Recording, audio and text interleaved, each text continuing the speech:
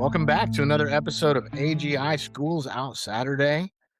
I'm your host, Jason Padgett. I am here with Louis Ponce, who is the Associate Program Director of Higher Powered Learning at the University of Notre Dame. That is a mouthful. Louis and I are going to talk a lot about K through 12. Actually, we just discovered that we have that passion in common. But I want to start off by just letting Louis introduce himself. And I will say you should stick around if you're interested in the Pope's encyclical and how that affects education, because we're going to get into that as well. But Louis, thank you for joining me, and tell us all about the work you do and yourself. Thank you so much for the introduction, Jason, and for the invitation to join you on this platform. My name is Louis Poché. I have an accent aigu on the E for all the Francophiles in the audience that I often neglect to put. But Louis Poché, as Jason mentioned, work for the University of Notre Dame's Alliance for Catholic Education, where I'm on our higher powered learning team, which seeks to empower teachers and leaders to leverage technology in meaningful ways to meet the needs of all students.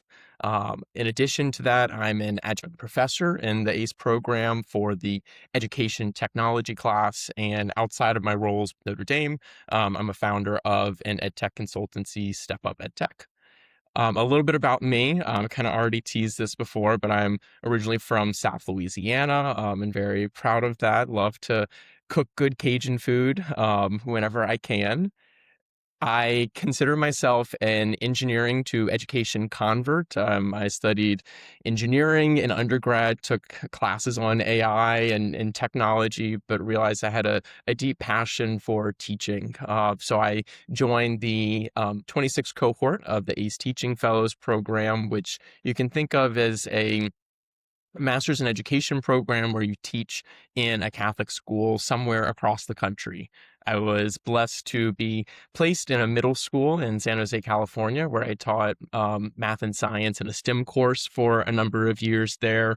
Thoroughly loved the classroom. It's where I really got to hone this passion for education, for helping form young students and young kids into the best versions of themselves.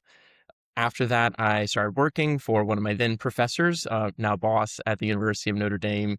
And our work really centers around literacy for education technology and AI pedagogy. I do a number of in-person and virtual and workshops around AI, ed tech, the intersection of technology and Catholic faith.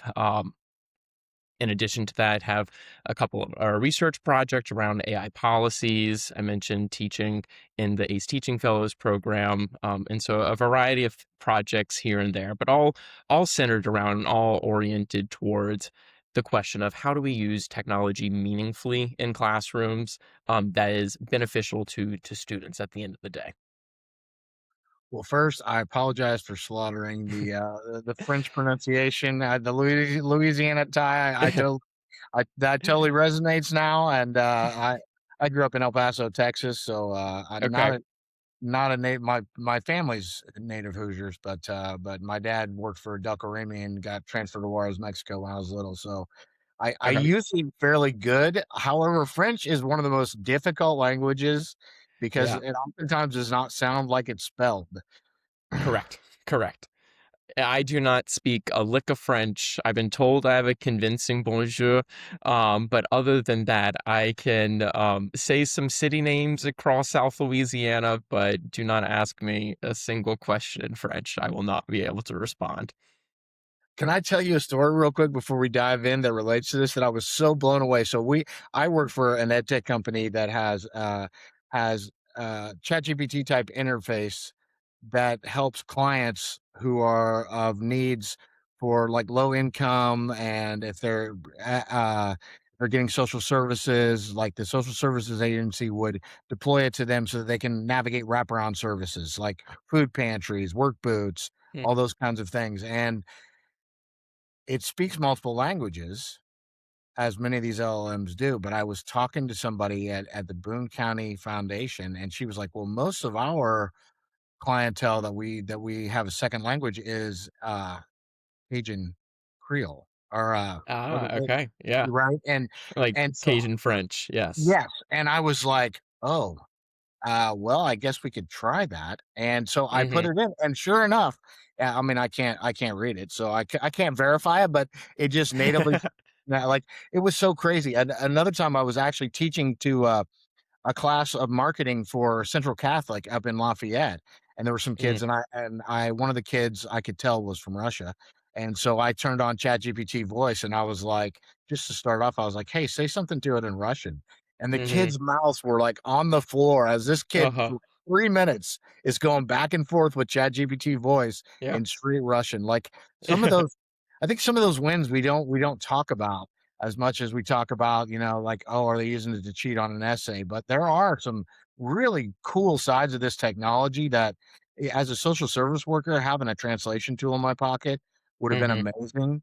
I envision in K through 12 education, eventually you'll have earbuds for people who don't speak English as a first language that can translate in real time so that they have an easier time and teachers have an easier time. So I guess that leads me to my first question, what are you excited about when it comes to AI in education? That's a great question, and I hope this is followed up by a question of what am I fearful of with AI in education, because you can't talk about one without the other. But in terms of excitement, I'm genuinely excited by what this can mean both for teachers and for students. For teachers, coming from my own experience, I know the difficulty of preparing for course and lesson planning and creating the materials. I remember spending many a Sunday afternoon preparing for the week ahead. Had I had a tool like AI in my tool belt at the time, I'm sure I could have definitely simplified or at least made that process far more efficient. Now, this isn't to say that that time was wasted. I think that was going through the steps and doing it quote unquote old school, at least at the outset, is still extremely important. But I am genuinely excited about how an AI tool, a chatbot, a lesson planning bot can help make teachers work more efficient and just give them a bit of time back once they have developed their own sense of what a good lesson plan is and have developed that critical lens. In the classroom, I see many opportunities around access to students. You already kind of mentioned, talked about translation tools, being able to truly meet the needs of students through this technology. I see affordances related to assessments. Often our assessments on edtech platforms have been rather closed. It's a multiple choice, maybe a fill in the blank with limited feedback being generated for the student. You get a green check mark and you move on. Whereas with generative AI tools, I'm thinking of tools like Snorkel or Class Companion, and even just a chatbot that a teacher might create through Magic School or School AI. You can give some very high quality feedback to students on non-structured data, right? You can prepare and share a snippet of writing and receive immediate feedback on that writing in natural language. I think those are both like reasons to be and affordances of this tool to be excited about. So let's lean into what you're worried about, but let me frame it a little bit because Okay. something that you were saying really resonates with me in an argument that I hear a lot about AI dumbing us down or not learning a skill before you just leverage it to AI. So let me take my own use case, which is I have no technical background. I have a high school diploma. I was a certified peer recovery coach, so a little bit of behavioral health background. Yeah. I now have a complete Obsidian wiki, a Supabase Mhm. database, a GitHub repository, multiple agents working together in Slack, like, and I didn't go through any computer science classes, and AI built most of that, but I now understand computer science at a level that there is no way I, in my lifetime, ever would have understood it, and I have the ability to lean into the particulars of that I want to know and feel like I need to know more about. So, who's to Mhm. say that a teacher who doesn't have a bunch of experience, who actually has to build the rubric using AI to leverage the tool, isn't gonna learn that through having to interact with the tool to get good output. Yeah, I totally hear you. And there's so many opportunities for kind of that continuing education that you mentioned.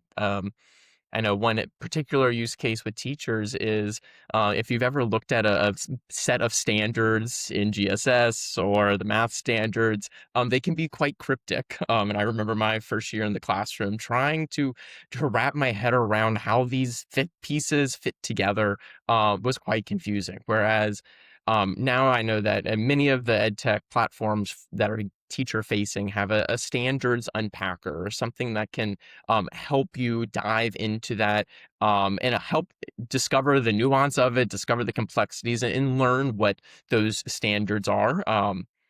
And so I just share that as an example of it's not just a shortcut, or my concern, my fear, to get back to your original question is we can't confuse product and process, right? It's one thing to encourage a student to develop a well-written essay or um, to create some project. But if our only goal is the essay and the only goal is the project, or the only goal in the teacher scenario is a standards aligned lesson plan, or in your case, a GitHub repository, particularly when talking about K-12 students, we really miss the mark.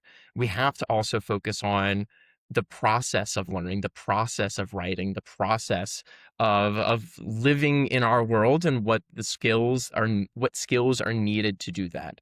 Of course, learning can be a byproduct of that, but I want to focus particularly for young students on what does it mean to learn? What does it mean to sit with a reading, to sit with and reflect on how a math problem is solved. I think if we simply focus on the products, we will fall into this trap of um, we'll fall into this trap of over reliance, kind of getting to that fear that you mentioned. Well, and can I so, as a little bit of background, and I told you before I'm not combative, but I am a debater on a Myers-Briggs assessment, right? So, the way I Okay, unpack it is oftentimes by asking questions and debate. go for it. My theory on American kids and where the real problem lies, and our society as a whole, is that we, when it comes to technology, are consumers, not creators. And Mm, these same conversations are probably not even being had in Japan, because when you put AI in front of these little kids, they're creating things with them. They're mm, automatically thinking about not how can I give my teacher something she'll give me an A for. They're like, ooh, like the little engineer kids that took everything apart, right? Like that we mm, have created a society of kids who are like, ooh, how can this entertain me?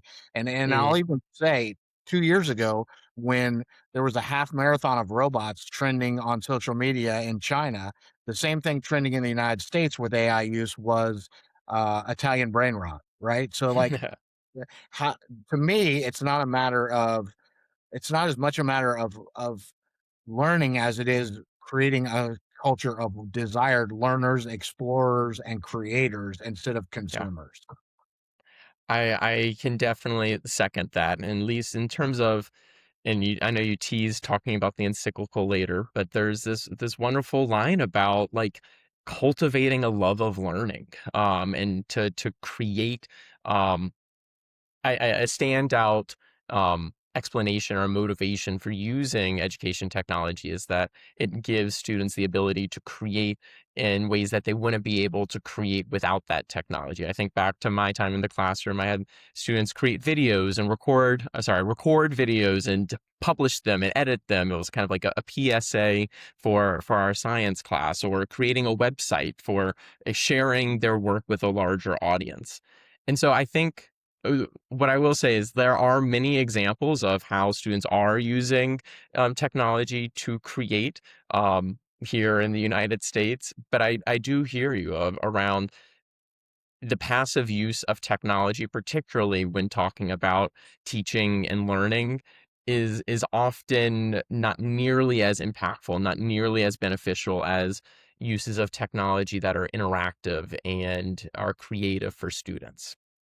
Yeah, and the Richmond Tech team, I don't know if you've been familiarized with Mm, them yet, but I'll have to share the episode with you. So I've seen them speak. They're a tech team in Richmond School District in Richmond, Indiana, and they're mostly in the high school. But the kids are basically under a computer science teacher, like leading the way with AI innovation and integration and working alongside teachers. They're just doing amazing things.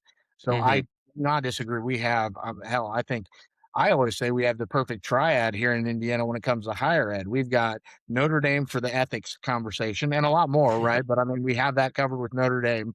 We've got Purdue, which is more or less the MIT of the Midwest.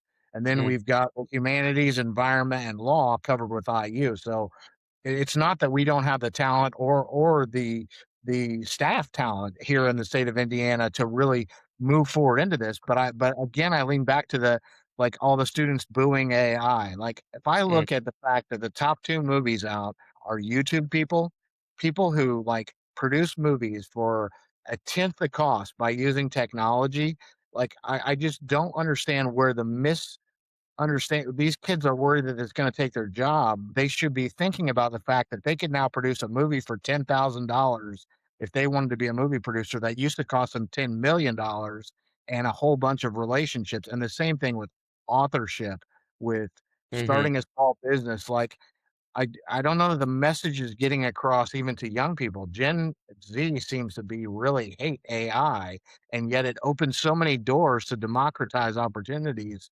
to Mhm. people as a whole. Yes, and maybe I should have mentioned this earlier, but I actually am not a Hoosier. I am not based in Indiana. I work remotely for Notre Dame from Atlanta, so I can't. And I say that just to mean I can't really speak to undergraduates at Notre Dame and kind of their perceptions towards AI. But what you say reminds me of kind of what I've heard in K-12 classrooms around students' perceptions around AI, and there are a variety of reports out on what students are saying and feeling about AI. And many of them are reporting, yes, this anxiety of uncertainty, but also a desire to learn, a desire to more deeply understand what it could mean for them, not just immediately in terms of how do I cheat on my next like essay and finish my work before I or finish my homework early so I can go watch some TV, but also what does it mean for them in the long term? So I think yes, there is this narrative, and I'm sure it's also pervasive among Gen Z and youth around, AI is going to come take my job. We're going to push back. We'll be the Luddites, whatever. But I also see glimmers of hope of a recognition that this is just the latest installment in a long history of technology incorporated into society, and it will take literacy education, it will take curriculum, it will take conversations, frank conversations about what it means for adolescents to grow up in the age of AI. And so yes, we can continue to balance that fear and fascinations. Yeah, and that is a good transition. So I love that the Pope's encyclical really leans into the lifetime learner thing. I have to publicly apologize because I honestly thought so when I look at the encyclical, I look at it as kind of being two different subject matters. One is Mm, how do we make sure that this extremely powerful technology is democratized and benefits all of humanity, not just the tech bros and the billionaires in Silicon Valley, and I love that side of it. The other side of it is how do we address like the personification and humanism and like create, and I thought, oh man, why did you do like that conversation hasn't started really as like you're mm, kind of light the fire where it doesn't need to be. And then a week later, Argentina recognizes AI personhood and it deregulates. And mm. I was like, okay, Pope, obviously you globally have your ear to the ground better than I do. Yeah. So that's it's really interesting that Argentina did that, and I do think that the intersection of religion and science is going to have some rocky roads going forward as well. On one side, I think religion really needs to be at the table because ethical use of this technology is going to be one of the most paramount conversations. On the other end, I do think that science is going to cause some questions of religion as like finite ideal going forward. And I guess I'll throw it to you at that. What a tee up. Yes. I think there's so much to glean in terms of what does integrating and living with and remaining profoundly human. There's so much that we can learn from the encyclical Magnifica Humanitas. It is quite, as you mentioned, I would say a wide-ranging document. It will touch upon, as you mentioned, this technocratic paradigm. It will touch upon the democratization of power. It touches upon what that means for citizens in a state. That is way over my skis and not not in my wheelhouse. But it also talks about what this means for schools and what this means for policymakers, for educators, for parents. If you haven't had a chance to read the encyclical, I do highly recommend it. It's a wonderful read. But to summarize it, Pope Leo sets up these two conflicting images. One of the Tower of Babel. Of course, that is the story in Genesis where man wanted to reach the heavens and um, built this tower out of vanity to approach and be near with God. And God confuses them to and makes them start speaking in different languages. Because there was a recognition that there's beauty in diversity, there's beauty in subsidiarity, and that if we do anything out of vanity, or if we try to build something that could approximate the divine, it will only lead kind of to our ruin. So that's the Tower of Babel image. And he contrasts this with a story from the book of Nehemiah, one of the prophets during, I believe, the Assyrian rule, but I might get that wrong. I do apologize to the Persians. Where the walls of Jerusalem had collapsed, and Nehemiah is tasked with going around to kind of make a plan to rebuild the walls of Jerusalem. And in contrast to the story of the Tower of Babel, instead of saying, okay, this, and this, we must do this, we must build the greatest, largest wall the city has ever seen. In Nehemiah, it states that Nehemiah went around with the community, had conversations, delegated it to each person a section of the wall. Everyone, man, woman, child, had a role to play in this. And so Pope Leo's kind of, or one of his overarching points is that we must follow this way of Nehemiah. We must have conversations around AI use. If we do this, if this is led purely by the select few that are trying to create this a new all-powerful tool, our efforts will just be confounded, right? Versus a collaborative approach, one that respects the dignity of all people, one that delegates responsibilities, one that thinks not just what is the right route for me, but the right route for the entire community. This image of construction runs through the entire encyclical in regards to education. Leo calls educators artisans and encourages them to be craftsmen and craftswomen, honing their craft of educating the youth. He encourages all of us to re-enter into the construction sites of history, research labs, universities, schools, and to collaborate across differences in order to identify what are the ethical guardrails, what do we need to restore that has been lost. I know that was quite a high level overview of the encyclical, but I hope that that's helpful. That was beautiful, Lewis. I will be honest. I stuck it in Notebook LM and got the audio overview. Like you did a way better job uh, than the I'm audio glad. over. And what a great message. It makes me think about the all hands on deck part. So I have heard some pushback of like, let's ban some of this stuff for little kids. Let's keep it out of K-6. And my thought is like, didn't we try to stick our heads in the sand and kind of avoid that with social media, and it didn't work out that well? Like the beauty of teachers is they're right there with the kids. Like if you're not having a conversation about it, you can't steer the conversation, right? I worry about. I know Hasbro has put an LLM into Mr. Potato Head and Megatron. Yep. I know Mattel tried it already Yep. once, and it was like telling kids how to find alcohol and cigarettes, and then they had Yep. to discontinue it. But like those edge cases are going to get worked out, right? So I don't lean into what was the bad. edge case. What when they get it decent, what I worry about is when a 5-year-old has a Barbie doll talking to her in the same semantic tone and style as her siblings and her friends, how confusing is that going to be Right. to a child? And where else other than education it has to be part of the conversation. It just has to be an age appropriate conversation. I agree. Yes. And to your point, I think we can dive into what AI curriculum could look like because it has many facets. And I think there's an assumption that we have to teach about AI through using AI. I mean, we adults know that it's extremely helpful to learn about ChatGPT by using ChatGPT, but that's a very different conversation when you have a 5-year-old, right? Yes. Because there aren't as many guardrails on an AI, we cannot confirm that it is a safe experience for students. And we do hear these horror stories around ways that AI is sharing sexualized content or abusive content, just in general, content completely inappropriate for kids.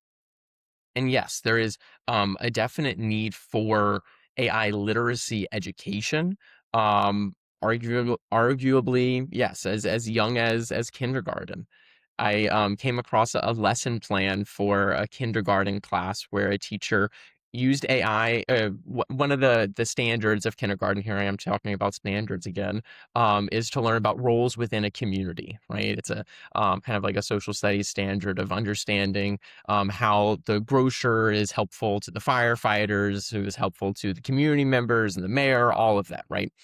And so this teacher had used AI to create this image of a community, but there were some quirks to it. There was a cow somehow and like flying over the moon, and just some things that were off. Let's just say. And so the teacher then presents this to her class of kindergartners and says, "This is an AI generated image related to what we've been talking about in a community. What do you notice? What do you wonder about? What do you think is correct about this image? What do you think is incorrect about this image?" That is the seedling of developing a disposition towards AI that is critical. That you analyze AI outputs for truth, things like that. I do see a place, and this is, I will say, an ongoing and probably a cutting edge part of the AI question. We really don't have robust AI curricular resources. There are a few emerging resources out there, but I think a lot more work needs to be done, including in a faith-based or a Catholic school, or just in terms of AI ethics of what does this practically look like for teachers. Yeah, I say all of this kind of, I will follow this with, I do wanna, like, push back, or I think there are some pretty clear guardrails we can put on students using AI, particularly, AI chatbots, and most definitely open access, non-FERPA, COPPA compliant chatbots, right? Um Many schools have just banned a student's interaction with those types of systems before fifth grade. Whereas in sixth through eighth grade, students are given a little bit more permission with guidance over what they are doing, ideally with teacher visibility into those chats. So students can start interacting with AI tools, and then I guess a little bit more so at the high school level. And so I just say all that. I know this is a bit of a long-winded answer. I can talk about AI policy till the cows come home, but there are some good recommendations around what should be done in a classroom, in terms of should AI literacy concepts be taught, or should students be introduced and have access to AI literacy tools at different levels of development.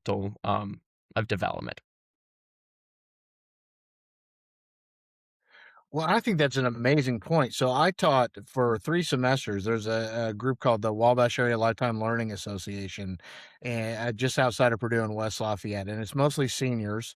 They asked me to come in and teach AI literacy, and so we would do, twice a week for an hour, for 4 weeks, we would do AI literacy, and, you know Not the same issue as really young children in the sense that, like, I wasn't worried about them getting exposed to the wrong things by having them access the tools, but the issue, and I'm 52 years old, so I don't feel bad saying it, but seniors have trouble navigating technology sometimes, so it didn't make sense to get them going through all these platforms and logging on to things in the class.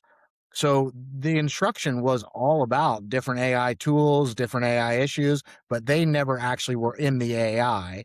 I was Hmm. in the AI and showing them examples of hallucination, showing them examples of generating audio in multiple languages, the pros and cons. And so I think you make a great point that you don't always have to give a classroom access to a technology in order to teach them about that technology. And there are a lot of things I also am concerned with the sycophancy side of things when it comes to young kids. I know that we Yeah. pretty much as a society realize that the whole giving everybody a trophy just for participation, like there needs to be some struggle in life in order to Hmm. develop a resilient personality as you grow up. And you don't always get that from chatbots, right? Like, so Correct.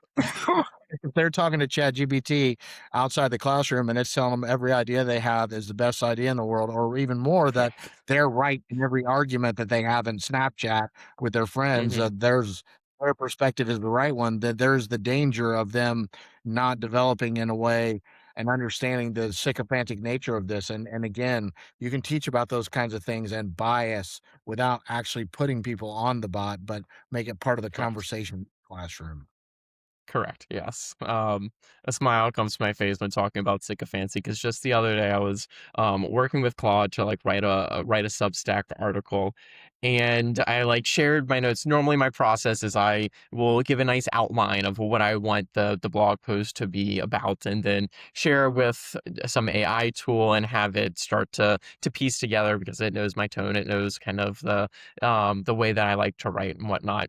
And I just remember, like, I submitted kind of the outline that I created, and I was like, "You know what? I bet it's just gonna say this is strong, right? Like, this is strong." And the first thing that it came out was just said, "This is strong," and I was like, "Oh, wow." I know that it just wants to give me a nice little pat on the back here. And of course, I think if I were a young student and if whatever I had put in there, of course I would love that pat on the back. And if I didn't know that it is kind of predisposed to compliment me, to give me that feedback, that positive feedback, I could definitely see how that's confusing. Whereas, I have a more discerning lens. Of course, I'm going to continue to closely read through those outputs and make sure that it is truly right. But I think that sycophancy component, that sycophancy a tendency within AI is one that we do need to more explicitly call out for students who are still developing a lens towards kind of what that means and still developing the ability to critically analyze outputs.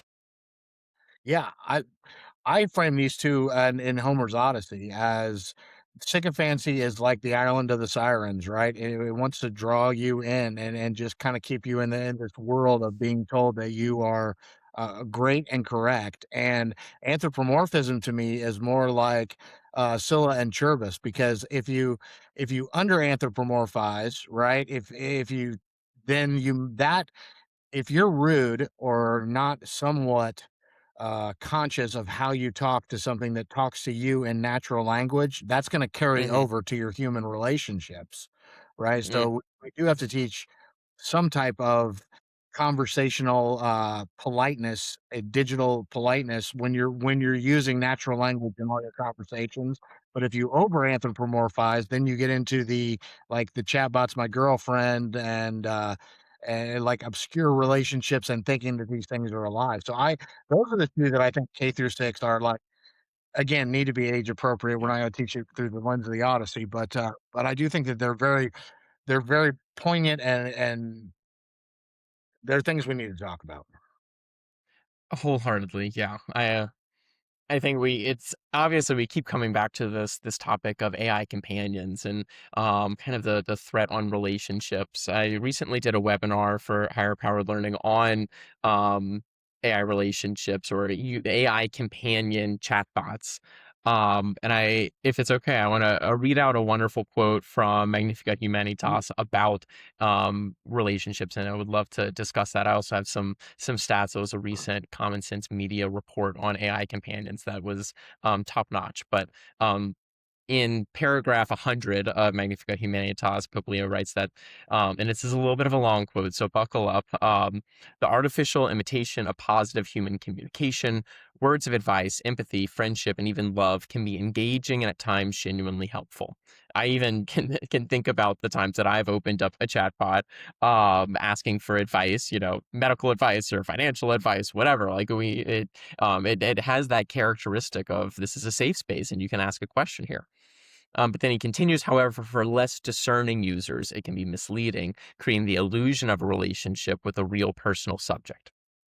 When words are simulated, they do not build genuine relationships, but only their appearance.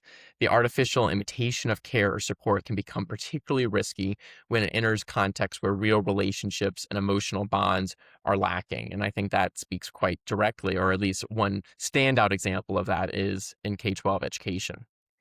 And then lastly, here the danger is not so much that a person may believe they are communicating with another person, which I think is still an AI literacy's foundational concept that needs to be taught that, Alexa and Siri are not real people.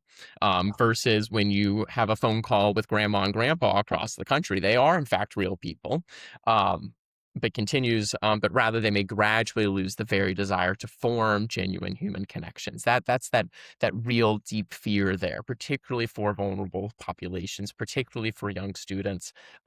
We do not, we need to be very, very cautious of ensuring that they can develop and develop those core relationships. I think schools are one of the very few places that we can provide that space for students. Um, and yes, I think this conversation of AI companions, I really wish that we had more strict regulations against these AI companions because I really struggle to see many upsides to them. So to me, there's three issues here. I mean, you can pull on whichever thread, but I'll tell you just where I come from on this. What one is one is isolation, and but I'm not so sure that a lot of the edge case isolations would not have found other ways to isolate if they didn't isolate. That doesn't mean we should add fuel to the fire, right? Like I wasn't I'm not for legalizing marijuana. Do I think it maybe is less harmful than alcohol in a lot of ways? Sure, but like we can't pull back the alcohol. Why Mm, add something else just because it's equally harmful or less harmful, right? I'm not for exacerbating isolation through chatbots. I think mm-hmm, I am, though, concerned with anthropomorphism, and I do think that it's very important that these kids understand that this is exactly how this technology works. I've always said on this podcast, like, I don't you're pretty young, but there was a video back in the '80s that was called Schoolhouse Rock: How a Bill Becomes a Law. And oh, I have you seen remember that? that. Yeah, I'm just a bill on Capitol Hill. Yeah, so we need how a transformer becomes an LLM. Like, we need an Mm, age-appropriate way for kids to understand this is math algorithms mimicking human, that it's not alive, so that you don't end up with a character AI kid thinking he's in love with Daenerys Targaryen that's inside his phone mm-hmm. Yeah, and dying by yeah, suicide to join her, right? yeah, Like, correct. that was horrible, and that could Totally. happen. I mean, if you wanna look at an adult version of that, watch Her, because 'cause we're at the Yep, Her level, right? And there are gonna yep. be people who really believe that the scene in that when he's like, "How many other people are you talking to?" And she's like, "Thousands." And he's like, "And how Mm-hmm, many are you in love with?" And she's like, "600." And, like, he starts to realize, like, but that was like 3 quarters of the way through the movie before he realized that he wasn't so special, right? mm-hmm, And he was framed as a computer science intelligent guy. So that I mm-hmm, think is very necessary. But then again, now when it gets into religion, the whole idea of what consciousness is and whether or not we're headed to that is a completely different conversation. I mean, if you take mm-hmm, religion out of it, we have not fully defined consciousness in human beings, and the idea mm-hmm, that a silicate could be conscious in whatever realm we consider or define as consciousness is a question that will have to be answered going forward sooner than later. I mean, the J space that Anthropic just discovered that they claim is more or less like the Yep. subconscious inner workings that very much neural networks are very much like the human brain. So as soon as we start putting these neural networks into robotic bodies that look like human beings, like that whole idea of what is consciousness is going Hmm. to be a very important question. The way I think that relates to K through 12 is if they haven't had all those pre conversations as to what's sycophancy, what's anthropomorphism, what's a Yep. hallucination, what's the basic elements of how these things work under the hood. Like they're not going to be prepared to enter a world probably within the next 5 years where the debate of true consciousness in artificial beings is a poignant and all they're going to get is their TikTok feed and what it has to say about it. And I worry a lot about that. Yeah. Yeah. I think the string that I'll pull on those 3 points was the one around curriculum, kind of the you mentioned in the middle and then again towards the end around there are quite a number of dimensions to AI literacy, like you mentioned, understanding what a neural network is, understanding that it's a prediction algorithm, but also that's a kind of more technical understanding. There is a emotional or an attitude towards AI of being discerning, of being of understanding that it can be biased, of being curious. Like that's another whole category of AI. And then you have a third category of, okay, well, then what does this mean? Am I going to use this tool? Am I not going to use this tool? How do I use these tools? And so I think work that is starting to be done is to start to categorize and to distill AI literacy across these different buckets because and speaking from the experience in the classroom, it's quite daunting to think about, oh gosh, how do we take this massive concept of artificial intelligence and teach it in a very structured way to students. Work is being done, I think, in computer science classes to kind of start touching upon that technical component of what is AI. I know code.org, now code.ai, has resources around that. There are various lesson plans explaining kind of the technical side of AI. There are some resources kind of in that third category of how do we use AI in teaching students how to use AI, but very little work has been done, I would say, in that middle category of what are the dispositions, what are the root beliefs, what are the attitudes that we want to instill in kids, and how do we systematically teach that to students? I will name drop and share a wonderful resource, particularly for people coming from faith-based backgrounds and Catholic backgrounds, is Megan Crowley Sullivan out of Loyola Marymount University has developed what is called the Catholic Companion Framework for Technology and Innovation. And it kind of is a first step coming from a Catholic perspective on what that middle ground can be. What does it mean to teach students as young as kindergarten, kind of what does it mean to have dignity, and how is that different from a technology perspective versus a human perspective? Or well, how should we approach conversations kind of with or let me try to think on how I would phrase this. How do we balance like screen use and phone time? It's one thing to be using a screen and scrolling through TikTok at the dinner table. It's another thing to be using a device to calling your grandparents across the country, right? And how do we kind of develop that disposition within kids as to what is appropriate, ethical, safe use of technology, including AI? So, highly recommend if anyone's interested in that conversation of curriculum to look there.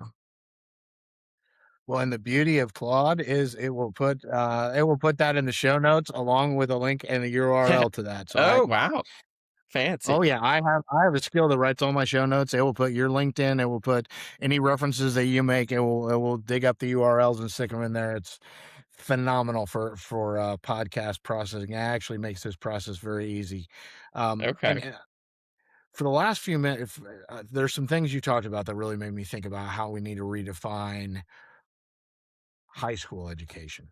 Okay, so Mm, we've talked a lot about K through 6, which to me is super duper important because that's your foundation of how these kids are going to navigate an industrial revolution that's moving at 3 times the pace of most mhm, revolutions that we've had in the past, right? So we've got to build the foundations and understanding and lifetime learning and questioning as little kids. I think, just to me personally, like, we talk a lot about soft skills being necessary going forward. It's very hard to define soft skills. It's very hard to put mhm. rubrics around soft skills. Soft skills are different depending on the industry you're talking about. So that's Yeah. kind of a moving target. But I do think that we could infuse AI education into the majority and lean into some things and maybe get rid of some things. So design thinking is something that is extremely useful to anyone dealing with AI tools. What problem are you trying to solve? Who are you trying to solve it for? How do you empathize with the end user? How do you divergently and convergently think? Like that brainstorming, that was everybody's first use case with ChatGPT in business, right? It's great at divergent thinking, and then the convergent thinking is where humans come into the loop. How do you prototype and iterate?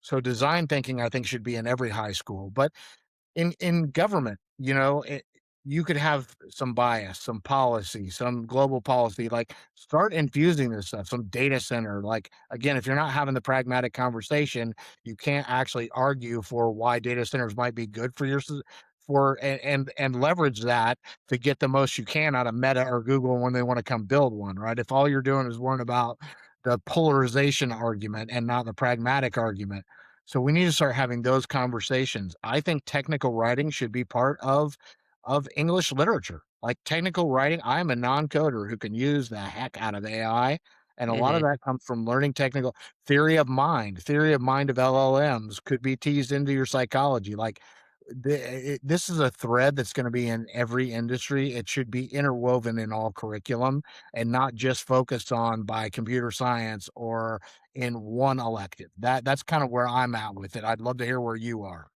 Yeah, yeah.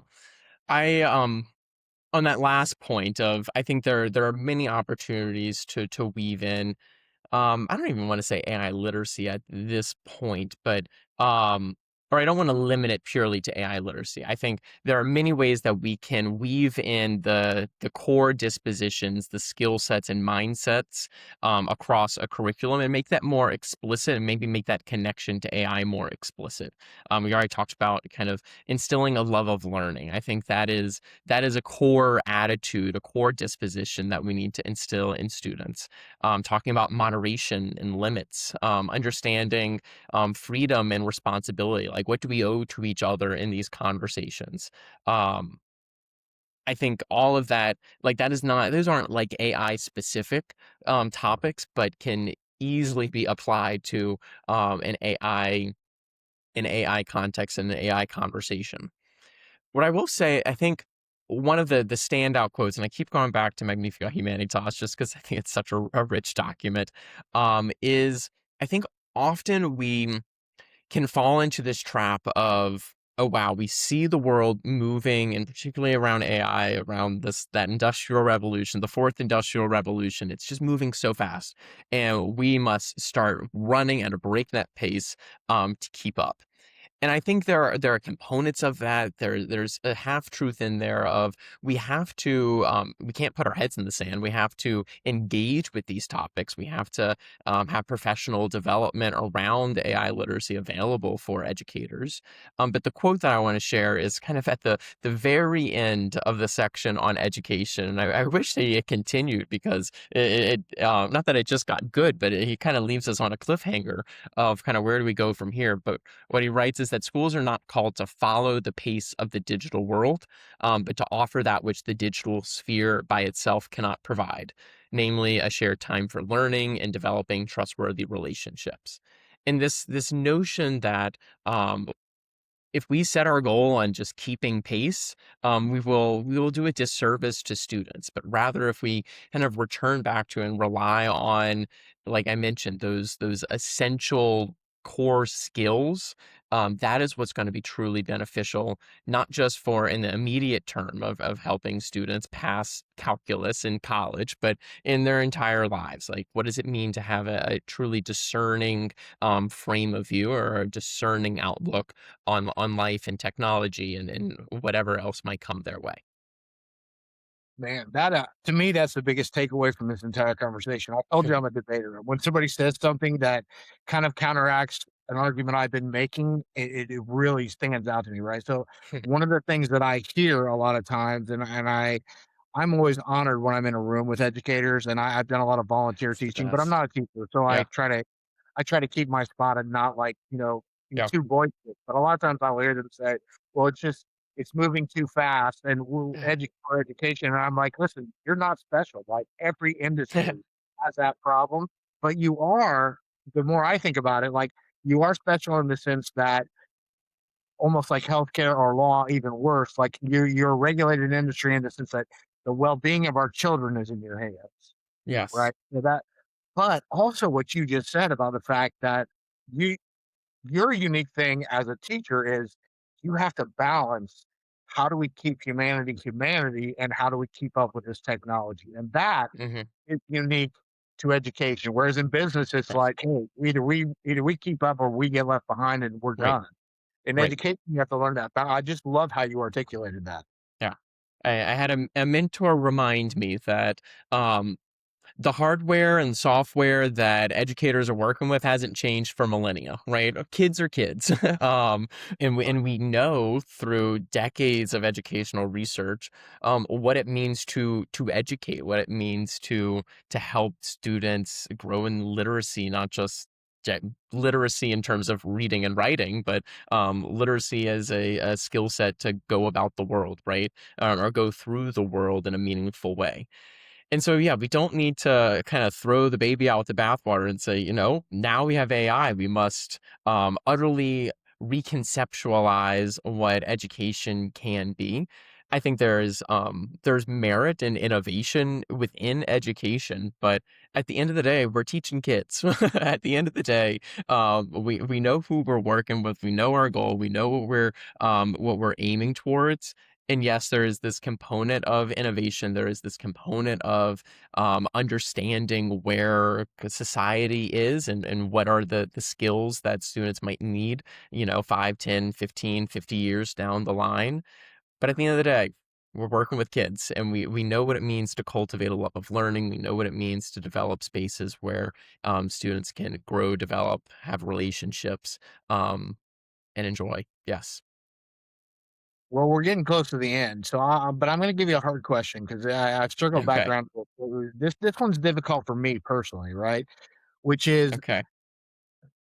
teachers can lean into AI to offload a lot of their admin work, and it's awesome that they would, which would allow them more human time with students and more ability to, to actually. But there is there at least an implied level of hypocrisy if you're doing that and you're not allowing the students to use AI at all, Mm, which is what's happening in my daughter's high school. The teachers mm, have had 2 years of Google AI education and Google Classroom education, and she, as a sophomore, is still being told she can't use it, which I do not that does not resonate with me, and it yeah. certainly wouldn't resonate with me if I was 15. I would be like, "It's definitely This is hypocritical." unfair. Yeah, how do you balance that? Yeah. Um, I I must say, maybe this is just my bias as a teacher. Sorry, it is unfair, right? As a teacher, I can use the calculator. As a teacher, I can use the tools at my disposal because you know what? I've already learned how to multiply fractions. I've already learned these skills. I can do the shortcuts because I did the hard work was when I was in your shoes, right? And so, I say that a little flippantly. Of course, that is not the entire story. The full story is, I think there's plenty of work to be done in terms of transparency and kind of being more clear with students around what AI use, or what educator use of AI has looked like, right? I think it's a ongoing conversation of, if a teacher uses AI to create some materials or to provide feedback to students, I think there's a solid case for us. Teachers should disclose that AI was used there, but more importantly, kind of give a clear, compelling example or explanation as to why they used AI for that task. And then kind of all following that up with, you know, we know that all students are unique, right? There's a common refrain or a common sentiment in education that just because Johnny has one thing doesn't mean that Susie is going to get the same thing. Like we know that students are unique. We know that they have differing needs. And part of being in a classroom is recognizing that uniqueness and recognizing that things are not equal across the board. Everyone is given what they need, as opposed to everyone being given the same thing. And I think there's a similar argument in regards to AI of um, what is it that what a student needs in sixth grade is very different than what a teacher needs whenever they're or 15 years into their career. There is this imbalance there, and yes, I understand how that can be seen as hypocrisy, but it's also just we're all unique. We all have different needs, and um, it's a different unique conversation for each, each different community for students or for teachers. Well, first, I have mad respect for this for you framing it that way and standing up for that. And I will say, like, when it comes to parenting, I don't know if you ever watched that '70s show, but Red Foreman is like that's the kind of dad I often am, like the 1950s, do as I say, not as I do. But I'm gonna give a flip Yeah. argument in education on this, which is my favorite Buddhist saying comes from mind beginner's mind, which is it says, "In the beginner's mind, the possibilities are limitless. In the expert's mind, they are finite." So, in my opinion, the better way Mm, to approach this, at least at the high school level, is the Richmond Tech team's way of approaching put these tools in these kids' hands and let them show you what it can do, and let teachers be the ethical and logical guardrails that are helping the students navigate from that aspect, rather than teachers trying to master this and leverage it for themselves before they deploy it. I think you're better off to supervise and let the kids show you what these tools can do because you might be blown away with what they discover with those beginners' minds. yeah. I think the part of that I agree with is this notion of collaboration, this notion of kind of going back. We're all given a section of the wall. We all have a part to play in this, and incorporating students into that discussion is vital, truly. And I maybe even going back to your previous question about hypocrisy, that's what happens when we don't, share transparently with students how AI is being used and kind of our thoughts and feelings around it. But I do wanna put a little bit of a cautionary kind of a tale to this of maybe not a cautionary tale, but a follow-up for we do need to be cautious, right? Just giving unfettered use to students and saying, "Hey, go have fun," might lead to some unintended consequences that we don't want to see. All of that to say, yes, I think within guardrails, with strong safety measures in place, and for context and uses that have limited to no potential risks, I do see, yes, that no that tact of having students kind of figure out and explore and collaborate with educators as a wonderful way to incorporate student voice into their education. But I would wanna be cautious, and I would want teachers to be knowledgeable and not have surprises come their way, when they try to implement this into their classrooms. Yeah, yeah, 100% agreed, and that Richmond Tech team, the Yeah. first thing that he did with them was he gave them magic school and told the IT department, "Hey, you're gonna see some weird stuff," but he had the kids try to jailbreak magic school. He gave them 2 weeks to try to hack magic school, like, that's a cool kinda project, but listen, man, we could go on all day. I think we I could. would I would definitely rubber stamp you as a great AI and education consultant. I think people should reach out to you. You have a very pragmatic view. I've had this podcast for 2 years. I have talked to a lot of educators. I've talked to a lot of ed tech people, and I think that you have a very pragmatic approach and balanced approach to how to deploy this stuff. And I thank you for sharing it with our audience today. No, I thank you for the invitation. I thank you for that compliment. I can't always say that I've had this pragmatic disposition. I came into this role a bit more optimistic and bushy-tailed than I now am as a more seasoned ed tech thought leader. But I do appreciate that, and would love to stay in touch with you, of course, and with your listeners. Feel free to follow me on LinkedIn, Louis Poché. There are links there for work with Notre Dame, or you can follow Higher Powered Learning if you visit ace.indy.edu/HPL. You can log into our or join our email list there. Additionally, if you are based in a Catholic school, I highly recommend you look up our AI and Catholic education website. I don't know the URL for that one, so maybe Claude can do a bit more legwork in finding the link there. So if those resources are of value to you, feel free to take a look at those. And then, as I mentioned, feel free to give me a follow on LinkedIn. I have a Substack where I talk about education technology, kind of the latest installments in education technology, everything from tech backlash to purposeful use of tech to policies, professional development, all of that. So I hope Claude can take all of that and find some links and share that effectively with your audience.